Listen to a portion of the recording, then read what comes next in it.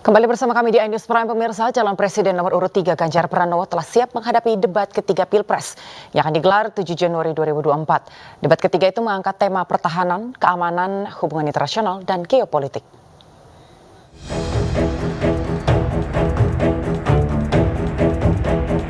Komisi Pemilihan Umum akan menggelar debat ketiga Pilpres pada 7 Januari 2024. Debat ini akan diikuti oleh 3 calon presiden, yakni Anies Baswedan, Prabowo Subianto, dan Ganjar Pranowo. Tema yang diusung dalam debat ketiga yakni pertahanan, keamanan, hubungan internasional, dan geopolitik. Calon presiden nomor urut 3 Ganjar Pranowo mengaku siap menghadapi debat yang akan dilaksanakan 7 Januari tersebut. Ganjar menyebut percaya diri menghadapi debat bertema pertahanan ini. Menurut Mas Ganjar seperti apa? Nggak ada, sama aja, semua bisa diuji kok. Karena ini mau jadi presiden. Jadi apapun boleh ditanyakan pada soal itu. Gitu. Kan semua akan melihat. Pengungsi Rohingya Pak, mungkin tanggapan Bapak soal pengungsi Rohingya di Aceh mungkin harus seperti apa Pak? Oh, sudah diurus sama negara ini. Oke. Ya? Pak, strategi debatnya apakah akan naik apa Mas ya Pak? Strategi kok diomong-ngomongin loh. Begitupun calon presiden nomor urut 1 Anies Baswedan, Timnas Amin meyakini capres dari Koalisi Perubahan bisa memberikan gagasan baru di panggung debat. Sementara itu, tim kampanye nasional Prabowo Gibran sangat percaya diri di debat ketiga lantaran Prabowo Subianto saat ini menjabat sebagai Menteri Pertahanan RI dan dianggap menguasai materi. Namun demikian, sejumlah pihak menilai tidak semua orang menguasai materi yang berkaitan dengan jabatannya. Lalu, siapa yang diuntungkan dalam debat bertema pertahanan nanti? Apakah Capres Prabowo Subianto yang menjabat sebagai Menhan atau justru Ganjar dan Anies Baswedan yang justru bisa memberikan kritik terhadap jabatan Prabowo tersebut? Tim Liputan iNews melaporkan. Benarkah Capres nomor urut 2 Prabowo Subianto diuntungkan dalam debat ketiga karena menjabat sebagai Menteri Pertahanan atau Prabowo justru mendapat kritikan dari rivalnya? Kita akan membahasnya pemirsa bersama para narasumber. Ada perwakilan dari TPN Ganjar Mahfud, kemudian setelah hadir bersama kami via Zoom, Dhanil Anzar Simajuntak, jubir TKN Prabowo Gibran, dan juga Billy David, jubir Timnas Amin. Selamat malam Bapak-Bapak. Selamat malam Mbak. Selamat malam Mbak. Baik, sambil menunggu perwakilan dari TPN ke Bang Dhanil Anzar, sempat disampaikan bahwa sebetulnya ini topik yang Pak Prabowo banget dan sangat menguntungkan paslon Anda. Ada persiapan khusus nggak Bang dalam hal ini atau memang mengalir saja? Ya, kalau terkait dengan persiapan tentu ya apapun itu ada baiknya dipersiapkan dengan baik. Termasuk Pak Prabowo juga tentu selain ini tema yang terkait dengan tugas keseharian beliau, termasuk ini adalah tema yang selama ini memang menjadi concern Pak Prabowo sejak beliau aktif di TNI. Jadi meskipun demikian tentu persiapan tentu dipersiapkan dengan baik dan tentu Pak Prabowo akan memperkuat apa yang sudah dan akan dilaksanakan ketika beliau nanti menjadi presiden, karena beliau tentu sudah punya fondasi dasar terkait dengan kebijakan pertahanan yang hari ini sudah beliau mulai bersama dengan Pak Jokowi. Komitmen pertahanan yang sudah dimulai Pak Jokowi dan hari ini dilaksanakan oleh Pak Prabowo tentu akan diakselerasi, tentu juga akan ditingkatkan ketika nanti Pak Prabowo menjadi Presiden Republik Indonesia. Kalau dari Mas Billy David sendiri, apakah ada persiapan secara khusus yang disiapkan oleh paslon Anda? Tentu, tapi kami kembali menegaskan bahwa Pak Anies sendiri yang nanti akan menghadapi debat ketiga sudah menyatakan kesanggupannya dan kesiapannya. Dan juga dari beberapa kali pengalaman terakhir seperti forum-forum yang menghadirkan topik serupa pun juga Pak Anies sudah hadir dan memberikan beberapa kali gagasan serta ide terkait tema dan subtema yang akan dibahas di debat nanti. Persiapan tentu akan dilakukan, masih ada seminggu kurang lebih menghadapi debat yang ketiga. Tentu selain konsolidasi secara tim di internal Amin, juga penguasaan materi karena topik dan tema yang akan dibahas tentu kan ada dinamis sekali ya, baik dalam waktu harian ataupun bahkan mingguan tentu akan mengalami perkembangan, dan kami percaya dengan persiapan dengan waktu yang cukup serta mengumpulkan semua aspirasi di lapangan, saya rasa pasangan Amin, Pak Anies khususnya akan siap menghadapi debat nanti. Mhm. Ya, sudah bergabung bersama kami juga saat ini Ahmad Baidowi, selaku Direktur Eksekutif Komunikasi Politik dari TPN. Selamat malam, Bang Ahmad Baidowi. Malam. Baik, Pak Ahmad, tadi kita sudah sempat membahas ini bagaimana persiapan para paslon menyambut atau sebentar lagi dalam hitungan minggu begitu ya akan menghadapi debat ketiga dari paslon. Bang Ahmad sendiri, apakah ada persiapan khusus yang sedang dilakukan oleh Mas Ganjar? Ya, kalau dikatakan persiapan khusus itu lebih kepada pendalaman terhadap konten atau materi yang menjadi bahan dari debat pada debat ketiga yang akan datang. Namun demikian, kami tidak menyiapkan waktu khusus untuk mempelajari itu karena sambil lalu aja, karena beliau sudah cukup berpengalaman, cukup familiar dengan tema debat yang ketiga ini, diantaranya mengenai geopolitik misalkan. Ya. Terus kemudian kesehariannya ya kita tetap aja sesuai dengan schedule yang ditetapkan oleh TPN untuk bersilaturahmi, berkunjung kepada masyarakat. Nah, di sela-sela itu sambil mendapatkan feeding dari tim untuk mengenai topik yang akan disampaikan pada debat ketiga nanti. Mudah-mudahan setelah performa debat ketiga nanti, pemilih yang masih ngambang itu bisa menentukan pilihan kepada Ganjar Mahfud. Oke, Bang Anzar, tadi kan Abang sempat menyampaikan nih Bang bahwa sebetulnya keseharian dari Pak Prabowo sendiri sebagai Menhan tentunya ini sudah makanan sehari-hari. Tapi ada juga yang berpendapat pakar bahwa debat ketiga ini akan menjadi momen bagi dua paslon lain yang akan mengkritisi kebijakan dari paslon Abang terkait dengan pengadaan alutsista dan juga sejauh mana pertahanan yang telah dilakukan oleh Pak Prabowo sendiri.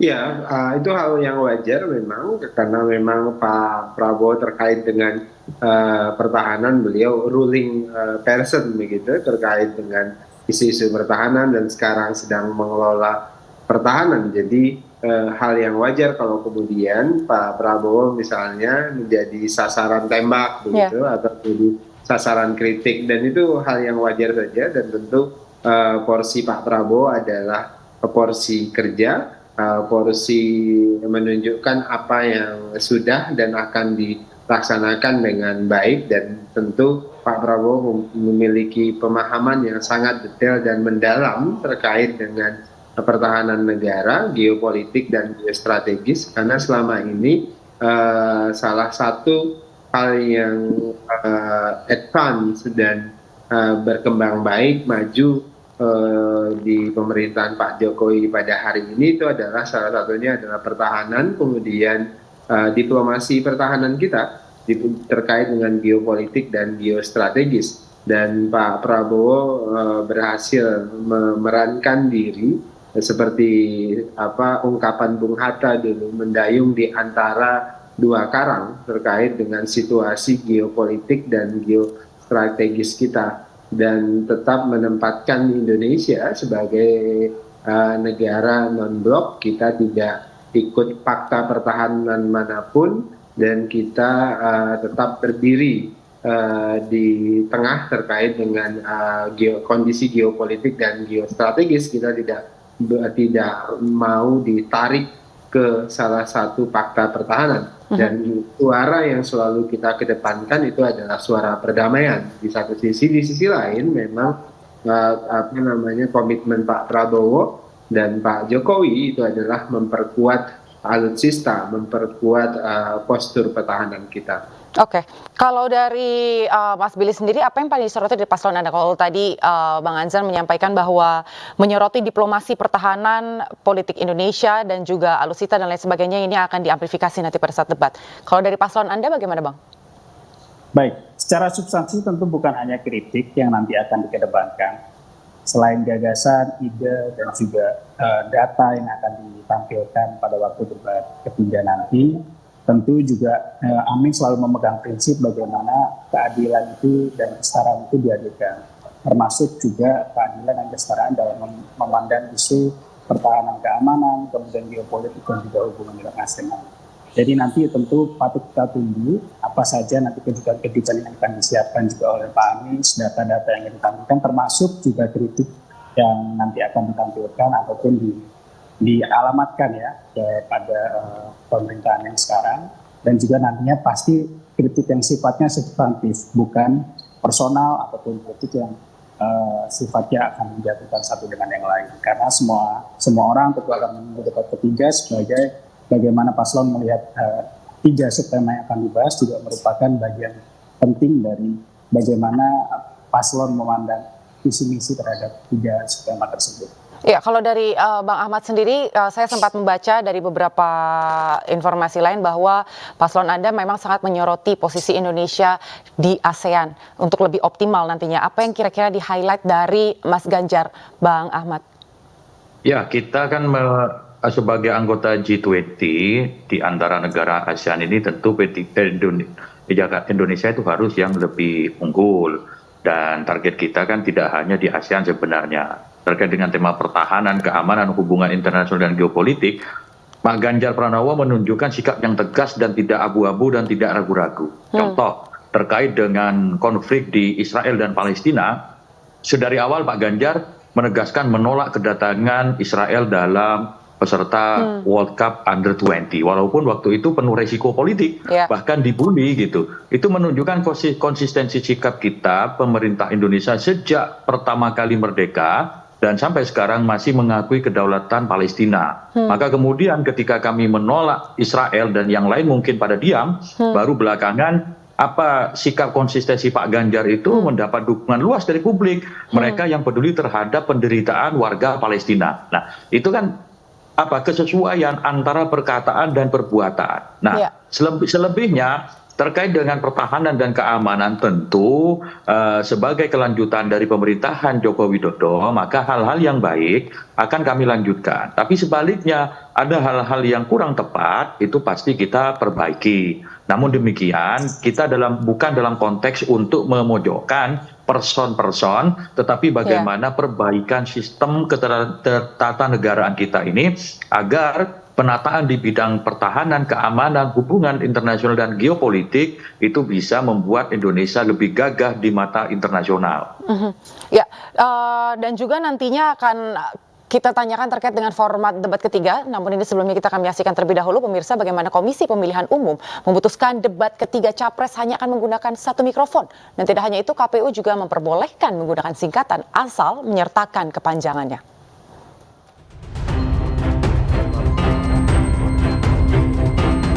KPU RI akan mengubah format debat ketiga yang akan diikuti oleh ketiga calon presiden yang akan digelar 7 Januari 2024.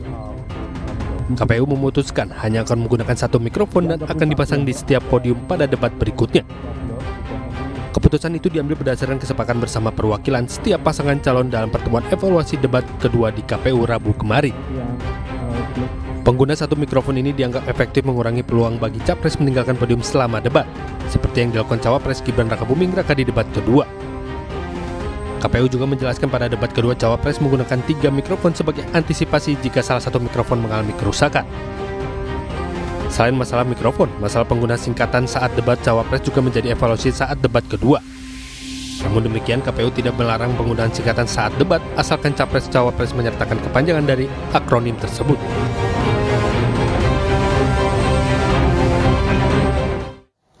Ya baik, Bang Anzar, Bang Billy dan juga Mas Ahmad Baidowi. Tadi kita sudah membahas secara substansi dan juga sekarang ini yang ingin saya tanyakan secara teknis bahwa tadi dipertanyakan apakah benar capres nomor urut 2 Prabowo Subianto ini diuntungkan dan juga beberapa waktu lalu santer terdengar terkait dengan penggunaan 3 mikrofon begitu kan. Apakah dalam format debat ketiga ini menjadi ada satu hal yang menjadi consideration dari masing-masing paslon? Ke Mas Ahmad terlebih dahulu.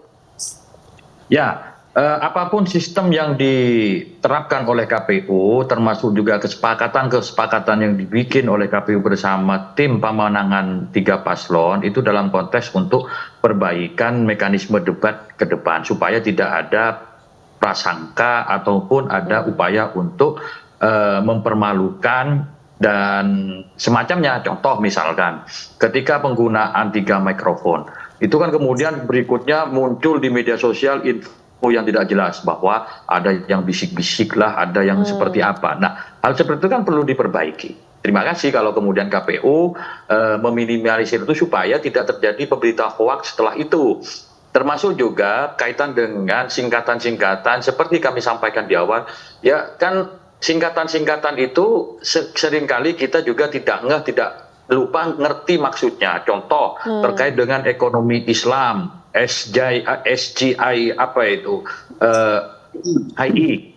Nah, itu kalau dijabarkan maknanya tentang ekonomi Islam, saya yakin langsung paham. Tetapi karena disingkat dengan bahasa logat Indonesia Jawa, itu membuat bingung gitu. Padahal saya yakin Capres Muhaimin Iskandar sangat paham dan familiar dengan isu tentang ekonomi Islam. Nah, KPU meminimalisir perdebatan di publik setelah debat supaya tidak terjadi tuduhan-tuduhan kepada KPU bahwa KPU memihak salah satu paslon karena menyiapkan serangkaian mekanisme dan sistem menguntungkan calon tertentu. Nah, kami harapkan itu tidak terjadi lagi. Maka kemudian setiap kali debat itu selalu ada evaluasi dari KPU bersama tim pemenangan. Jadi kalau apa yang sudah disepakati itulah yang kita ikuti bersama-sama dan kami harap KPU bisa menegakkan aturan dengan baik. Contoh misalkan pasangan calon siapapun tidak boleh menjadi pemandu sorak misalkan.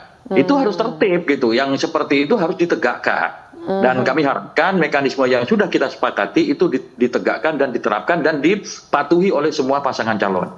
Oke, baik Bang Anzar, ada tanggapan bahwa nantinya jangan ada singkatan yang asing atau mungkin singkatan tapi tetap diberitahukan singkatannya itu apa? Pada prinsipnya kami menaati semua aturan yang akan dibuat dan itu disepakati oleh seluruh tim sukses. Jadi tidak ada masalah dengan aturan-aturan dan format yang akan ditentukan oleh KPU.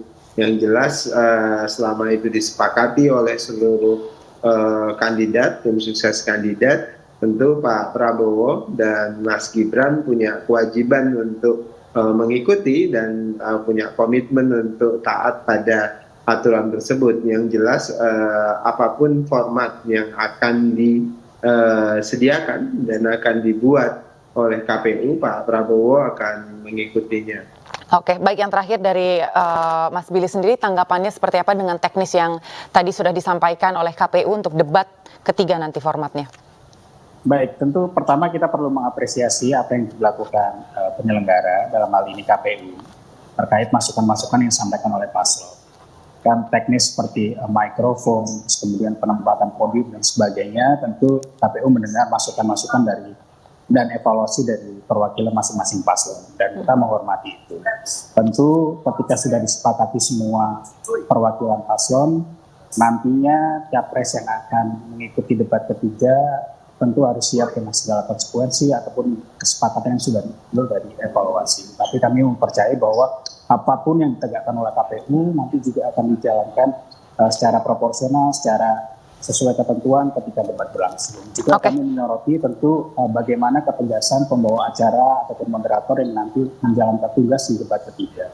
Bagaimana ketika sudah ketentuan ditetapkan, moderator dan pembawa acara memegang peranan penting dalam menegakkan jalannya debat supaya tetap berjalan lancar, dan kesepakatan seperti singkatan, akronim ataupun terminologi yang tidak dipahami paslon diberikan kesempatan untuk menjelaskan sehingga debat nanti betul-betul pembahasan tentang substansi, bukan lagi memperdebatkan hal yang tidak berkaitan dengan substansi. Oke, baik.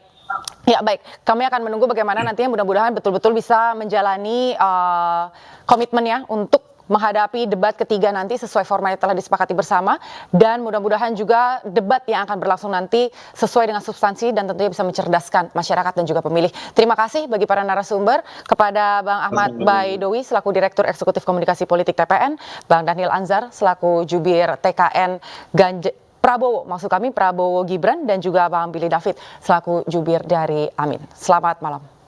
Selamat malam.